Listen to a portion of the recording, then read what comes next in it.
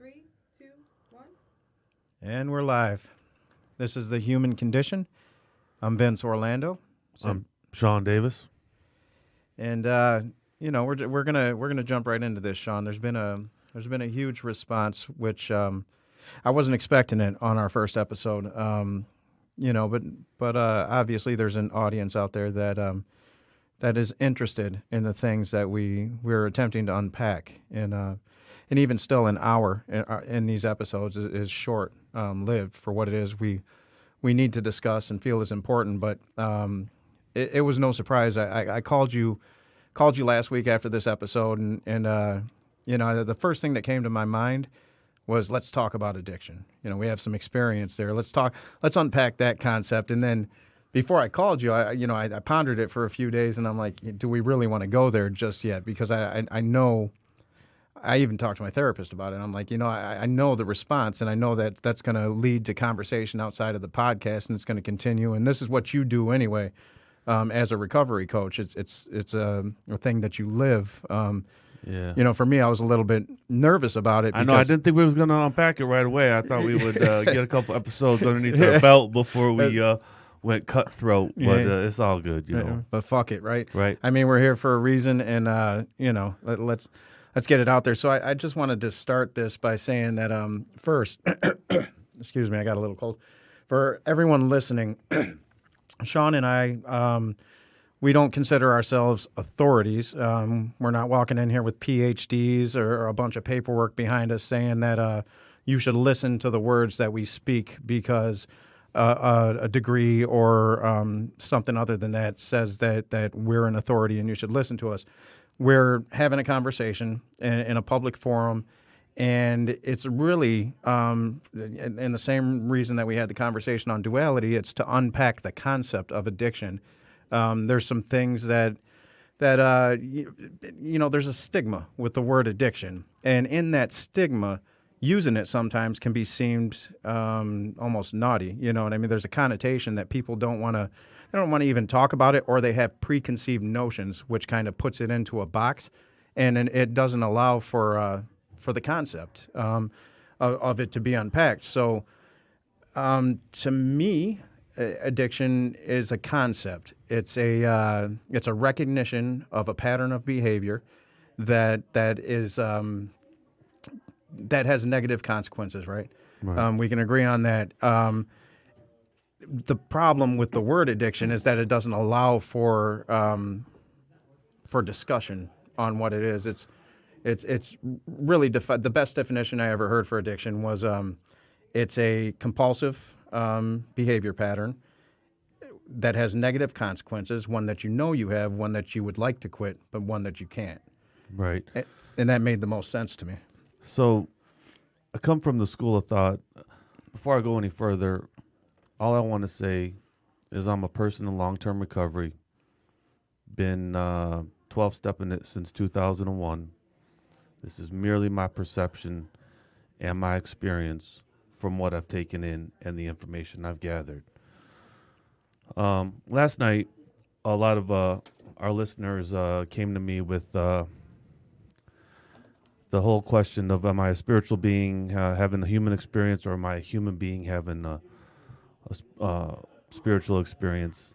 For me, with the disease concept, is that a lot of us have a genetic predisposition to the disease. It is rampant in our family tree. It may not necessarily, a lot of us have it when we're born. You feel a little different when you're younger. And it only takes a little bit of something to activate the catalyst for the disease. I asked a question with one of my coworkers today, was if you weren't if you didn't have the predisposition, if it wasn't in your family tree, could trauma kind of create this God-shaped hole that I have? Because that's usually what happens, is I have this God-shaped hole. It's the feelings of rejection, feelings of inadequacy, abuse, mental, physical, you name it, trauma. And all of a sudden, when I'm 12 or 13, I find alcohol or drugs, and it's my solution to everything. It makes me one with the world. You know what I'm saying? I do. I do. For me, taking that a step further outside of the realm of chemical, I recognize these. So the best, the and this is Carl Jung, and Carl Jung, I don't believe he knew how spiritual he actually was, but he said, real simply, addiction is addiction when it manifests in a person. It's there because that person has lost a part of themselves, and they're using any means necessary to get back to it, to feel some type of connection. And that goes along perfectly with what you just described, that whole. So when we spoke about duality, we are inherently dualistic by our human nature. So just in birth, we've lost a part of ourselves, right? We've lost the spiritual self, the higher self. And we spend our entire lifetime trying to get back to that higher self, right? That's the journey. But some of us don't know that. Some of us don't seek that information out. We just live. So, the blessing of chemical addictions or compulsions that become visible to outsiders, right, to family members, in a way that has severe negative consequences that force us to take a look at our actions. That's a blessing because now you have to evaluate these things, but on a deeper level, I believe we all suffer from that lack of connection, that addiction. We all suffer, and it can manifest in binge watching Netflix and neglecting your family. Only you're not going to get called to the table on that because it's passable. You're paying your bills, you support the family. To me, the source, the core of that is not much different than heroin. Only the consequences are much more severe. You can end your life. You're probably not going to die from binge watching Netflix, but your wife might divorce you. You know what I mean? It's interesting. There's a lot. This is a big thing. So my brain state. So once I'm in active addiction, my brain state is going to do what it do. What am I good at? I'm an all day, every day alcoholic. I will drink all day, every day when I'm in active alcoholism. After a while, my brain will change. My brain state will change, and I become physically dependent. And all I know is now I'm in survival mode, and I will, drink till I'm broke. I'll go through couch cushions to just find enough to get me through the morning because I don't want to DT. My brain chemistry is going to be altered. And, it is shown in my DNA. There is a gene, in our DNA that has been, found, which is the recessive gene.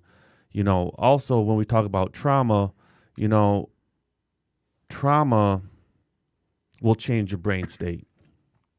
Absolutely. You may not be physiologically. Yeah, you may not be genetically predisposed to alcoholism or addiction, but I knew a guy out in Colorado. I heard his story one time, and was sexually abused and raped, by clergy in his church. No whatsoever addiction or alcoholism in his family tree whatsoever. Became a huge alcoholic addict. And basically it was to cover up that God-shaped hole that was created by the trauma. I can relate. My big struggle has been with PTSD.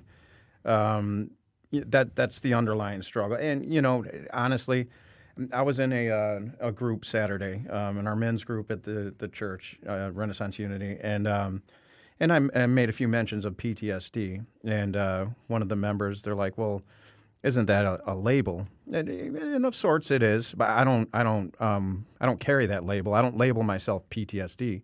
Call it ABCD. All it was for me, the thing in being diagnosed with PTSD, it helped me recognize a pattern. That helped me get to the source of where that pattern derived from. And in that's where the growth happened. It didn't happen overnight in that discovery, but all it was a recognition of a pattern. When we talk about alcoholism, I believe that's the same. It's a recognition of a pattern. Is it a chemical? Can you be chemically dependent? Absolutely. As with any other chemical. I know my entire life I've been chemically dependent on sugar. You know what I mean? Let's yeah. talk. If we want to talk Yeah. about addiction, let's talk about Caffeine. that one. You know, My thinking is my problem. absolutely. My thinking, it's a thinking disease, and I've got a spiritual malady, Preach. and I've been disconnected somewhere. Yeah. And, in all my years, in some of the literature and stuff, it says that we're beyond human aid, and that's not for everyone. Not everyone needs a spiritual solution, but, you're going to have to change. I have to change. I have to change my method of thinking. I have to be willing to change. I have to be willing to change every single thing about my life. When I brush my teeth, whatever I do, my routine, my whole habitual nature as a human being has to be switched when I'm trying to recover. I need to do everything different. I cannot stay in the same mode. If nothing changes, nothing changes. Right. If I use the same fucking playbook that I've been using while I was in active addiction, that's all I'll know. See, and that's the thing is, and everyone likes to revert to the Einstein, and I'm paraphrasing, quote, can't, what is insanity, doing the same thing over and over and Right. expecting a different solution. We do it as human beings. Just it's inherent in the human condition. We look for the, we're not out there looking for obstacles to overcome. That's not what our daily routine is until we get to a point to where we know that is something that we need to do. Sorry about that. But we don't look for those obstacles to overcome. So we're constantly seeking the least path of resistance, right? We can justify pretty much anything as human beings. Does it? Whether you have addictive personality or not, you can justify pretty much anything. It doesn't matter. So it takes, you grow two ways. You grow by choice or by trauma. Like you said, there comes a point where you say, you know what, this way isn't working. I have to try something else. Now, if we fit into a societal mode where we are paying the bills, we're a pretty good husband, pretty good father. We're pretty good at stuff. We get pats on the back. Everybody support it, but maybe we're a little bit lazy and we're completely disconnected from anything spiritual. And it doesn't have to be spiritual, but anything that has any deep connection to it, like your family. Maybe rather than do projects with your kid at night, you choose to. I'll go back to the binge watching Netflix. You know what I mean? There's a malady there, and without the trauma to alter your thinking, something to rattle you enough to where you say, "Look, I got to take a deep look at myself." Without that, you can live, and it's not just you can, man. I mean, I see it. I see it. I see it in people all the time. They get to their deathbed, and that's when the regret comes. Yeah. You know what Yeah. I mean? And it's inherent in the human condition that we settle. We spend our entire lives settling, and thank God, for me, and I'm sure because you're on the other side of things now, you can look at, and as the Buddhists say, be grateful for your pain. You can look at the pain that you suffered and say, thank you. I appreciate you opening my eyes, because most people don't get that blessing. It's unless you're raised that way, unless you're raised in the mountains of Tibet or in Vedic culture, Right, you know right. what I mean? Yeah. Unless you're raised and taught to connect with that which is higher than you, whatever you might believe that is. But I always call the pop culture bubble of America, it's a disease, So I had to unravel my beliefs when I got into recovery. The God I brought into recovery was a punishing God, a lot of guilt, shame. Guilt and shame will keep you stuck so long. It'll kill you. And the thing that, I want to mention right now is that this is beyond like epidemic that we got going on in this country. The numbers are so skewed. They're underreporting by a ton, people.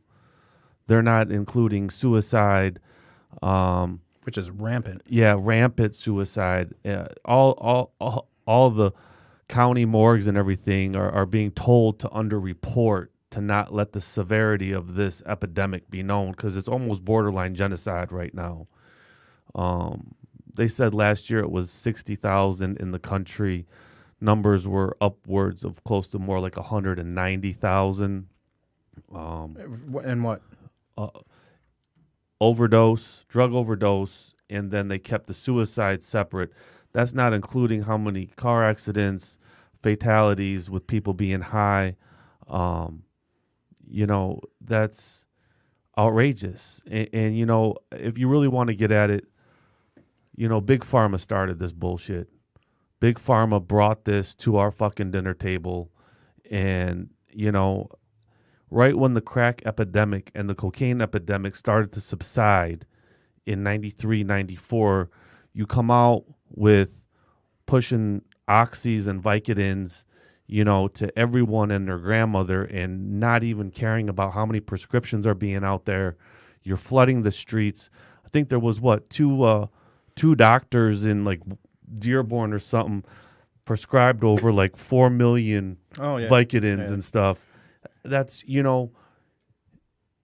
it's business. It is. It's business. You got to understand that the government wants your business. They want to keep you sick. They want you going to the doctor. They don't want you healthy and spiritually connected. No, and we realize that, right? That's the powers that be are the powers that be. They've been that since day one, from the time of burning books. You know what I mean? Like restrain the information. So we know that. So what's the fix? You know what I mean? And because if this drive to connection through instant gratification, which really that's all addiction is, honestly. It's, whether, because I can jump from compulsion to pulsion like clockwork if I'm not careful. If I'm not monitoring my thoughts on a daily basis, I can get compulsive at the gym. And I'll disconnect from people. I can get compulsive with work. I can get compulsive with alcohol. I can get You put me, in whatever given moment where I'm having this emotional flashback, right, and I'm feeling completely disconnected and hopeless, I've never truly been suicidal, but I've had those dark thoughts, right, to where I felt empty for no reason. Right. But through PTSD therapy, I've been able to get to what I've learned how to unpack that. So when I'm feeling that, whatever it is that allows me this instant moment of gratification, it might be the gym. And that's a good, if you're going to be addicted to something, do that, right? Right. So here's another thing, I get sober, and I'm a little depressed, and Comes with the territory. Right. I go see a psychiatrist who's not an addict or an alcoholic, who, takes some Seroquel, takes some Trazodone, here's some Paxil, here's some lithium. And the true problem that I am having is not depression. I am dying of untreated alcoholism. I am still needing the spiritual experience required to produce recovery that's sufficient enough to recover with. But instead, it's like, here's another script, and I see it all the time. I see it so much. And the thing is they get you on these pills that are real hard to come off of. They're hard to come off of when it's time to come off. And then, you go to your doctor and say, well, guess what? I like to get off my medication now. I'm about, 3 years clean. I'm 4 years clean. I'd like to get off. Well, why do you want to do that? It's funny you mentioned that, because on the way in, I was talking to a friend of mine. We had me and you had a brief conversation on it. But, methadone is one of the things. Okay, you're off of heroin or whatever, Oxycontin, whatever it is. Here, take the methadone, and then they get hooked on methadone. My friend, I've known him since college. Real good family, right? From the surface. I mean, you'd say they've done well. He's had a good life. Never a big partier in college. Other than the ladies. He had his addiction there, but it's going on 15, 20 years, and I'm not going to say his name, obviously, but he was prescribed Xanax when he first moved out to L.A. for his anxiety. Can't get off him to save his life. There's to my knowledge, addiction isn't a running theme in his family's life. He can't get off these benzos. And he's checked himself into psych wards. He's looked for help overseas, and now they got him on this stuff. And I can't remember what he called it. I'd never heard of it, but it's sort of the methadone for alcoholism and for benzos. And he's addicted. Can't get off. Can't get off. He goes into convulsions when he tries to stop. He can't do it himself. So he's going through. He's actually on medical leave right now, where he's going through the process of trying to wean himself off this thing they prescribed him. And is that a conspiracy? Look, I don't get into the conspiracy theories, but it doesn't seem right. It's you know what I mean? It's another making machine. I mean, but Money making machine. And get to the core of it, right there. The truth. There is no external solution for my internal problem. Absolutely none. There never outside. will be. My internal condition when I'm in crisis mode, food, drugs, sex, it will never be enough. It will never be enough. The only thing that will ever heal that, whether it be a minute crisis or an hour crisis or a 10-day crisis, is some sort of spiritual solution, whatever that means to you. And, the spiritual realm is huge.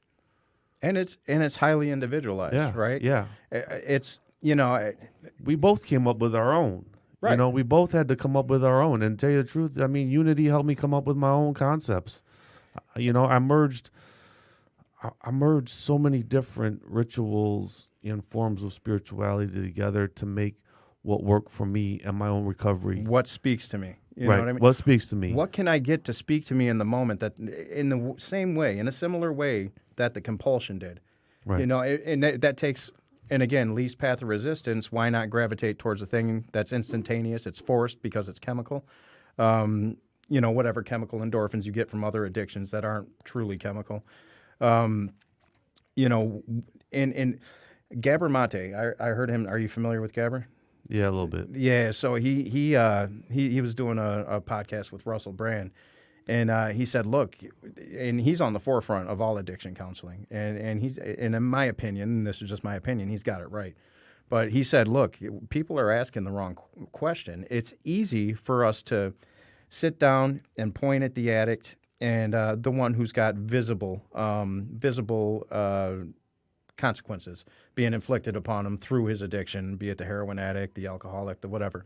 You can point out the consequences that are associated with that, and you can say that's bad, that's bad, that's bad, that's bad, that's bad. That's easy. We can do that. When we're in addiction, we can, once we step out, we can point out all the negative. He said the question that's not being asked enough is, well, what did it do for you? If you think about what it did for you, and if you really go back and unpack that, and when I got to PTSD as a source, and again, it's all it is a recognition of a pattern that was prevalent in me. I don't put any weight on the diagnosis or PTSD or alcoholism or addiction, or I don't put any weight on these words. But what they did was help me recognize a pattern in myself and help me revert to what I consider the most important science that we have access to is introspection, right? But when I unpacked this stuff, I started looking at, well, what did I feel when I succumbed to these urges for that instant gratification I had? What did it do? Well, that lack of connection that I had was gone temporarily. You know what I mean? Right. So it connected me to something. I didn't have to concern myself with that, at least for that moment. And then the next moment came, how the fuck do I get out of this? How do I get out of this? How do I get out of this? It's the perpetual cycle. But when I went back and asked the question, well, what did it do for me? Because it's not all bad, right? And an addiction isn't inherently bad if you get the message it's trying to give to you. You're not living right, man. You're spiritually off, and you got to adjust something. So with the disease concept, my consequences are my symptoms. Me crashing my car is a symptom of my disease. Right. Me stealing from my mom's purse is a symptom of my disease. And the consequences that even go along with that behavior is still more symptom, and when is the pain great enough?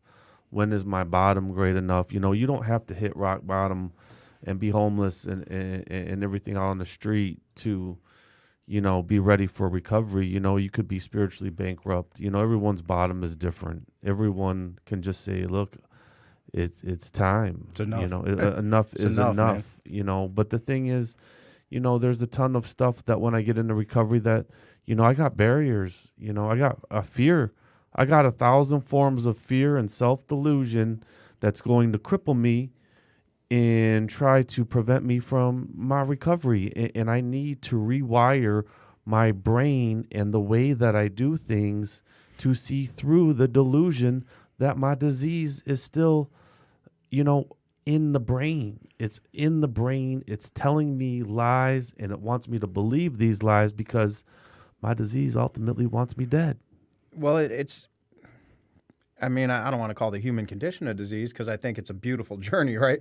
But the separation from spirit, and whatever you consider, look, whatever you consider that to be, let it be nature, let it be God, let it be the universe, whatever you consider that to be, Higher self. you have to know. And I feel sorry for the people who don't think there's anything bigger than them on this planet. Look, man, it doesn't take much but looking at the stars or walking through nature or, you know, it doesn't have to be some man in the sky that's doing, you know what I mean? Nothing dogmatic. You want to hear something funny?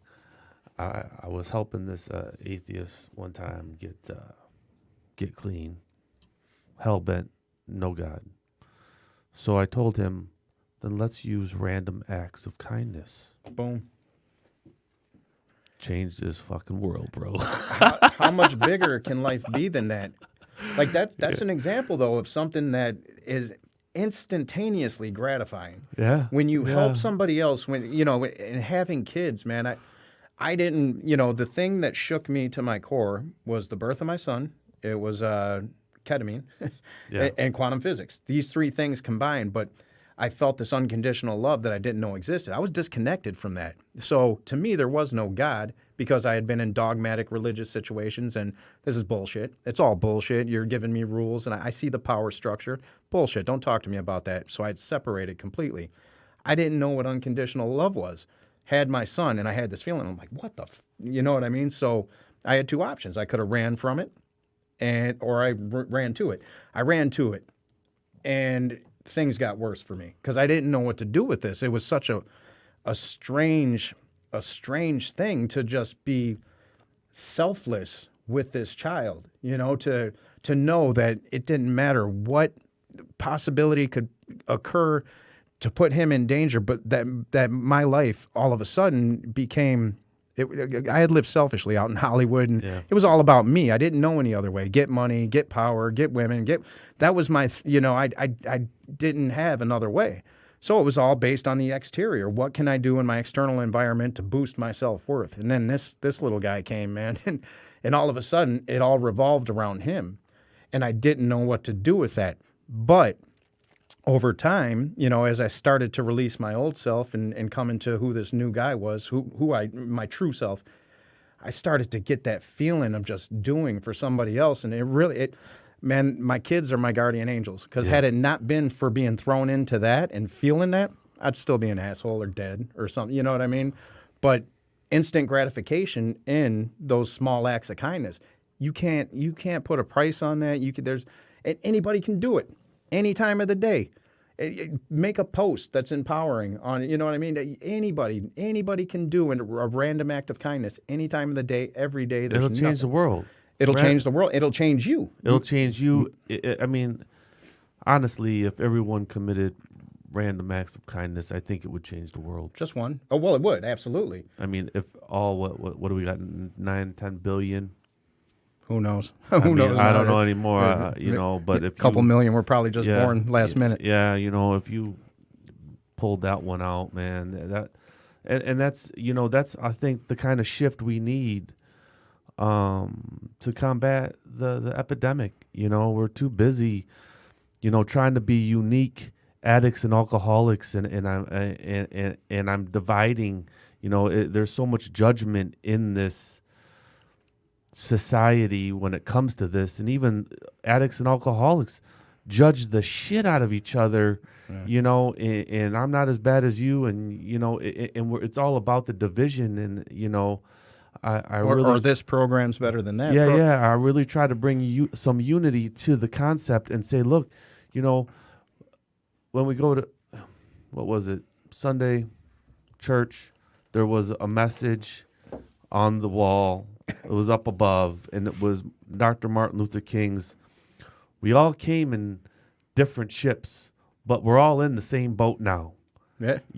And I was like, wow, like that's a great message, because we're all here with the disease, and we're all potentially dying. A lot of us are seeking the recovery. Some of us have recovered.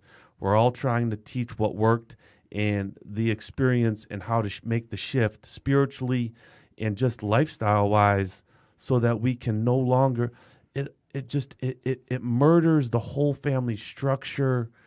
It just, man, addiction and alcoholism just shatters everything. I know so many kids that have died, and parents that are heartbroken, brothers and sisters that are just devastated.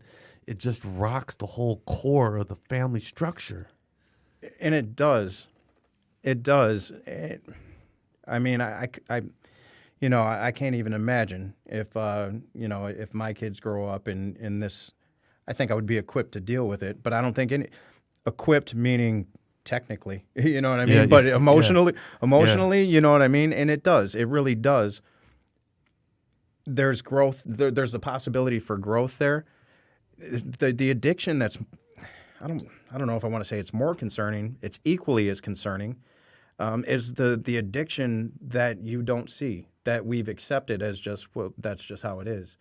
That's because once I got through the crisis part of my life, once I got through that, and I guess we're all in crisis in some form or fashion, some greater than others. But once I got through that, there was still something lacking, man. There was something that there was something lacking. And now I have 5 daily practices, and I know that, and they're all good for me. They're all easy to do. I know that if I'm neglecting those, then something's off in my brain. I don't always know what it is, but in all honesty, that's the kind of work you have to put in if you want to transcend the faulty program. Let's not even. We can say addiction, but I just got my thing for it is faulty programming. Yeah. It's faulty programming. We've been programmed, and it's not our fault. It's our fault once we realize that we've been programmed in a way that's counterproductive to growth, and we don't do anything about it. Then it becomes, okay, well, we got to take some responsibility now. So when my ego chimes in, I told my coworker this morning, I got to work and I sat down, and he's like, "Dude, what's wrong?" And I was like, "Man, I woke up with my motherfucking ego chit-chatting in my ear." And he's like, he just starts laughing. And I was like, "Man, I don't know what happened. Like, he hadn't been around for like about a good week." And like, I woke up with him, and like, and my ego is always about separation and judging. And like, I'm judging the bad drivers. Oh, you cut me off. I need to look in, like we talked about last episode. Like, I need to see who did that, And it's all about, that division, that separating humans and the better than, less than, and that whole ego maniac shit. And I hate when, and I always say that's where my disease lives. Yeah. My disease doesn't come to me now, in the form of a bottle or anything. It comes to me in my behavior. What spiritual practices did I not do this morning? Or how was my perception changed? My anger, what's wrong? Why am I spiritually not aligned? And it's usually because my ego is finding something wrong with you, the way you look, because there's something going on with me. My spiritual alignment is off center. And so when I'm off center, my ego will be like, "Ooh, you off center." Now the judgment begins. And some days it will roll with me all day long. A lot of times I can usually pray my way out of it. Yeah. You can always pray your way out of it if you take the time. I mean, I used to laugh at my therapist when I was younger. Take a deep breath. Fuck am I going to take it? What's that going to do? I'm pissed off. You know what I mean? Yeah. That ain't going to. but it works. You It's the know, life force, yeah, man. The breath is the life force. you slow that anger down for a minute. You take that deep breath, and all of a sudden you start to see things differently. And it's real interesting to learn the physiology of anger and how that can stress and how that puts you into autopilot. And you know, I was talking to someone the other day, and I read a book by Bruce Lipton, the Biology of Belief. And then I think I've read everything by him, but he's heavy into epigenetics. Epigenetics meaning we can transform our DNA. Yeah. Absolutely can. Yeah. It's been scientifically proven. But you know, he talks about and I may be misquoting the book somewhat, but just to put it in perspective, so our 95%, and science has done all the studies on this, but 95% of our external environment and everything that we do, believe, and say is controlled by our subconscious, by our amygdala. It's programming. It's been there. Right. 5%, and they did this study by neurons firing. 5% of our, which is our conscious mind, the part that says, "Well, I would like to be better. Why aren't things going?" You know, the part that questions, the part that aspires to good, the part of your brain that empathizes and sympathizes and doesn't divide. That part's about 5%. So they say 40,000 neurons per second fire in that 5%, as opposed to roughly 40 million in the amygdala firing per second. Stress, anger will knock that 5% out of commission. It's gone. You can't even access that. And you know, they say from the third trimester to the age of roughly 3, that programming's put there. You can't do anything about that until you discover that it's faulty, right? And then you gotta. So when you allow stress to take over, when you don't take that deep breath, stress comes out, anger comes out. You go into autopilot. You have no choice. Physiologically, you're blocked from the part of your brain that knows better. And they say that you drop a few IQ points when you are angry. They've done the tests on that too, but it's a killer, man. You know, it's a killer, and the only way out of that is to come to the real. So it takes the work, the practices you talk about. That's where you're training your subconscious brain to work in tandem with your conscious mind. That takes work that not most people are willing to put in until they have a trauma that pushes them into a position to where they're forced to change or feel like they have to change.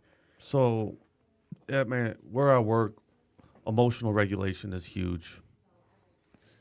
Now, one of the clinical directors, you know, studied a lot of Eastern stuff. You know, he Chinese martial arts for like a real long time. I'm talking like 40 plus years. And he always talks about brain state. I need to get out of back here. This is where monkey mind. This is where my addiction lives. Yeah. Right? So a lot of times what we do is teach people certain pressure points, like the vagus nerve, it relaxes you. You know, instead of popping Ambien, you know, and melatonin all the time, simply rub the pressure point on your hand and it'll take it down a notch. You do it for 3 or 4 minutes and it'll put you to sleep. Now, I'm not going to go into a whole spiel about pressure points and stuff, but there's a lot of different things that people are doing now instead of like popping pills. And these things are also getting me out of my brain state. I need to rewire this. I need to get out of this. And I've been working with like different meridian lines in a different kind of few different forms of Chinese martial arts and Qigong and stuff. I need this to be rewired. You know, it's the only way. And there is so much stuff out there for everyone. You know, I mean, I need different connection because the reality, the third dimensional, materialistic, money driven, 9 to 5 the reality, condition. the human condition wears on me. Yeah. I'm not normal. I never was. And that was a part of my problem, is that I was a full-blown alcoholic, always trying to be normal, always wanting to fit in. I never had the right clothes. I never had the right job. You know, I always laughed at the wrong times. I was always trying to be someone that I wasn't. I wanted to fit in. I wanted to fit in with the reality out there. Yeah. I wanted to fit in with the dudes over at Fifth Avenue. Yeah. But I never did. Yeah. I never did. I come from the wrong side of the tracks. I come from a dysfunctional family. I am probably a little weird. I run my mouth. I talk some shit. And, it's just, I'll never be that. I'll never be mainstream America. Which is the disease. Which is when the I talk about the disease. pop culture disease, You know? I couldn't see beyond that, man. It took me so long to get out of high school after high school, because the greatest character, not greatest, but the best character I ever, and people that know me know I'm an actor, but the character that stuck was Cool Vince, because I wasn't cool. I didn't like to pick on people. I didn't want to get in fights. Moved into a neighborhood where that was expected. I didn't want to talk down to anybody. That always bothered me. I wasn't racist. I didn't want to hear that shit in my neighborhood. Like, it bothered me. But I didn't say much because I was trying to fit in to this pop culture aesthetic, and because Cool I wanted kids. I wanted that instant gratification. And, I didn't have, my dad was out of the house. My biological father wasn't much of a father figure. And then I rejected, who I consider my father now, I rejected him as a father figure. When he came in, because he was really peaceful, still is to this day, and it just didn't register with me. I was in a rough neighborhood, and I needed somebody that was going to tell me, go out and stab this fucking guy. You know what I mean? So, but I looked, so my drug of choice was pats on the back. Yeah. You know what I mean? Acceptance. So Acceptance. let me be the cool kid, but let me be cooler than everybody else. And it this all or nothing thinking to where it didn't matter. That party was life or death. That party had to happen because everybody's looking at me. And this is where, I'm always hashtagging non-attachment. And for most, a lot of people don't understand what that means. Well, I love my kids. And it's not that. It's that I was so attached to this idea of what I was supposed to be that I had formulated in my head based on things that I saw out there that I couldn't get away from it. So the second I wasn't that, my fucking world crumbled. And now I have to find, and it was so painful. The mental anguish was so painful, damn near suicidal sometimes, that I had to find a way out. Whatever that way out was, I had to find, and it was never good. The instant way out was never good, and I didn't know another way. Think about all the things we did to be accepted by our peers when we were younger. Disgusting. And to fit in. That was probably a large part of my disease. I had the disease real young. It was your disease, I believe. And mine too. Yeah. And like I knew something was off around 6 or 7, but I was spiritual at 6 or 7. I already knew the spiritual world existed, and it was great. And then trauma happened, and then I was like, okay, this is a little whatever, And then I went to new school. I didn't fit in at the new school. I come from single-parent household. Single-parent households really weren't that, in at the time. No, they were not. I lived with my father. That was not in at the time. I lived on the wrong side of the street. That means like, you're like poor white trash. What are you doing here at our school? And, man, it was rough, and I tried real hard to fit in, but I ended up isolating. So then I just really found alcohol, and you know what? I was one with the earth, and it was my solution to my problems.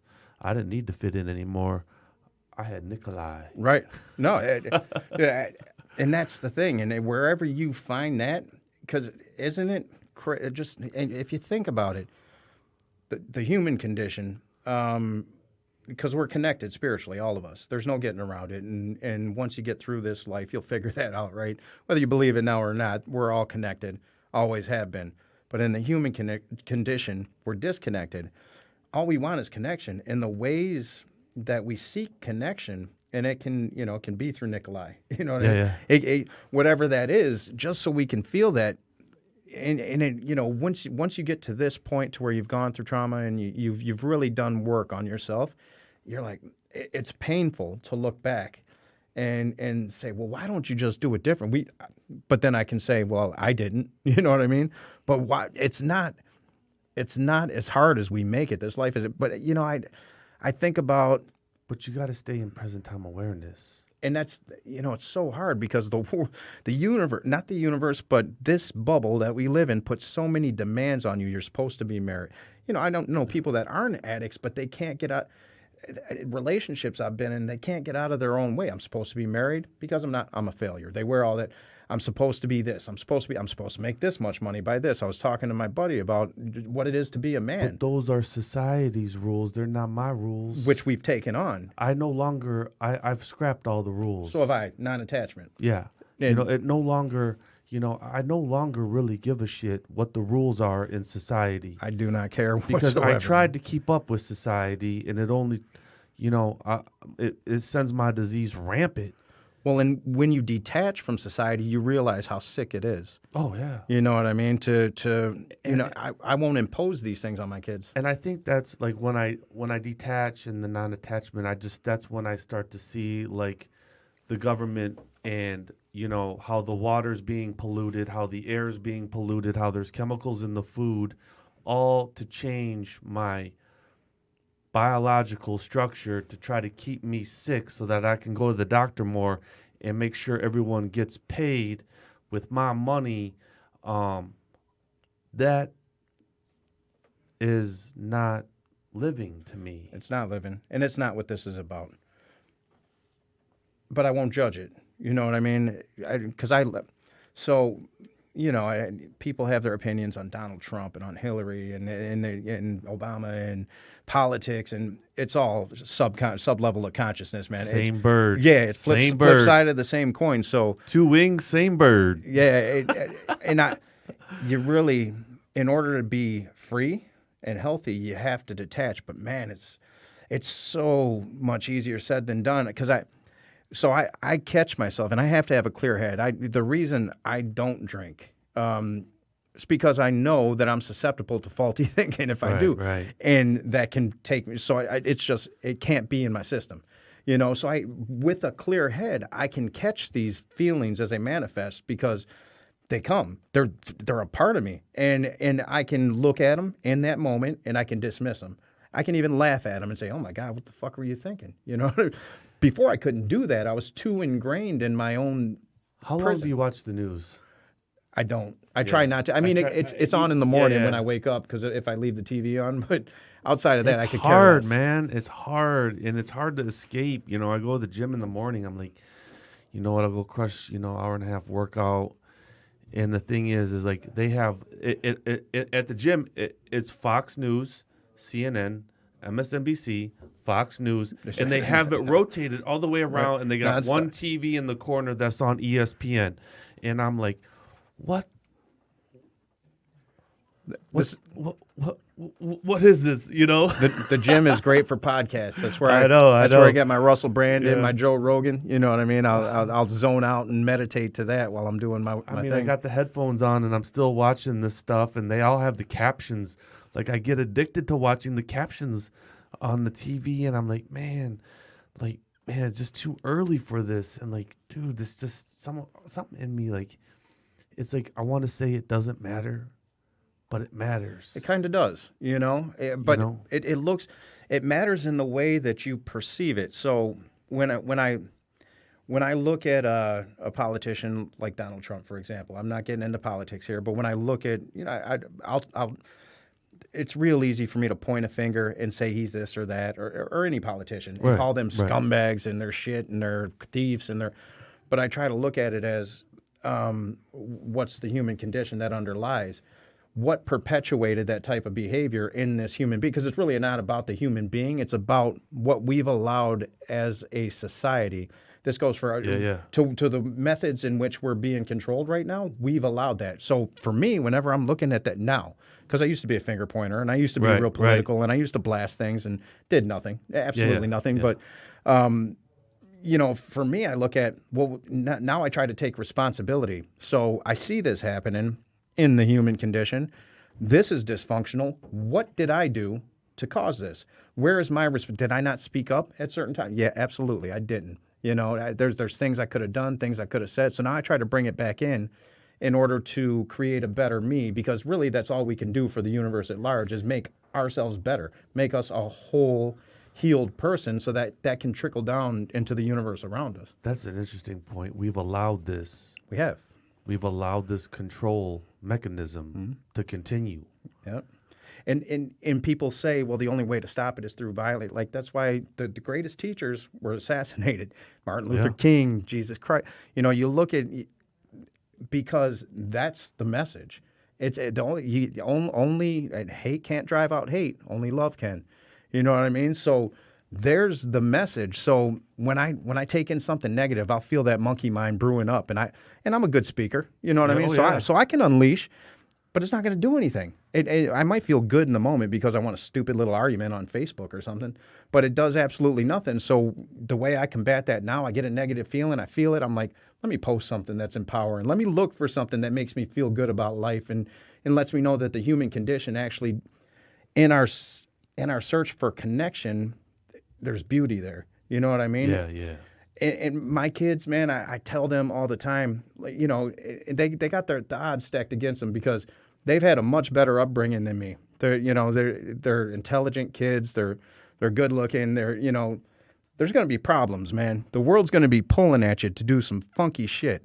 And I always tell them, like, don't be cool. Because, you know, they're at that age now to where the cool stuff's starting.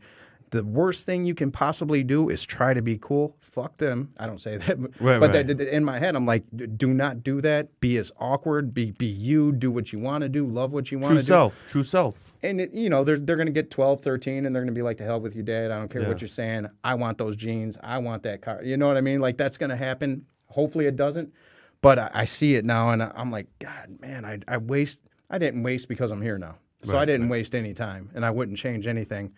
But it's not hard for me to see where the addictive nature came from. It's inherent. It's inherent. And I think everybody has to take a look at themselves and say, you know, we're addicted to procrastination. Everybody's a procrastinator. Some people aren't. You know what I mean? But truly, we're addicted to our separate self, our ego. We don't want to let that go. There's comfort there. And when you start to kill off the part of your ego that's negative, there's ego death, like Eckhart Tolle talks about. And it's like any organ in the body, you know, your liver starts to suffer. It's going to pull from everywhere to try to stay alive. So when I eliminate my ego, oneness will occur, where I see that I am connected with every living thing on the planet. Because that's all there is, truly. I am truly connected with every single human being, no matter what. And that I am connected, that there's a relationship between all living things and myself, and we are working all together. Because merely we are just one big ball of light. And so when I lose my ego, my culture, where I came from, who I am, my identity, and I am merely a spiritual being helping other human beings, that's all I really am, in one connected beam of light. And that's the truth. That's the truth. And anybody who's had a near-death experience or been able to transcend through meditation, you feel that. That's the science of introspection. You can't put it, you can't, the scientific method doesn't apply because it's in here. But we share the experience when we speak about it because we know that it, you know, when you speak to somebody who you know has had that experience, you know it's real. You relate in a way that words can't do. But I want to ask you, based on that, because I know, you know, through the program, and this is one of the problems I had with different programs, Alcoholics Anonymous, with Narcotics Anonymous. I had a problem with, and I understand when you're in crisis, I understand the value of standing up and labeling what it is you suffer from, the ailment. I'm an alcoholic. I'm an addict. When we speak of oneness, where in your program do you let go of the label that you had to put on yourself so that you could transcend beyond that? Where does that happen? Or because Russell Brand is somebody that I follow, but he would still say I'm an addict, you know, and there's nothing wrong with that. I'm just asking. It's funny. I teach a couple different groups, and sometimes I'll always do it different. I'll switch it up. Honestly, I'm a person in long-term recovery. I can strip that away, and I'm just a child of God. I'm just a child of the universe. Which is the truth. Right. If I have to label myself, I'm a person in long-term recovery. I came into AA. I did not get it right away. I failed miserably. My first sponsor allowed that to happen, and I am so grateful for that because he wanted me to learn on my own. When are you going to do some work? What do you mean? I'm doing the work, man. I'm going to meetings. Man, you ain't doing jack shit, man. And I'm like, what do you mean? And then, There's that ego. My tether comes off, and I'm at the bar, and he comes walking in, and he's shit. like, oh, it's funny seeing you here, And I was like, of all the places, you had to be here tonight, He's like, and it's just funny how my God works, It's very funny, but the thing is, here, a friend of mine once said, like, you don't ever stop seeking God, do you? Like, you seek God, you seek your spiritual kingdom every second of every day. Every breath you're taking, you're constantly seeking. And I said, yeah. I think I've stopped seeking. I just see it now.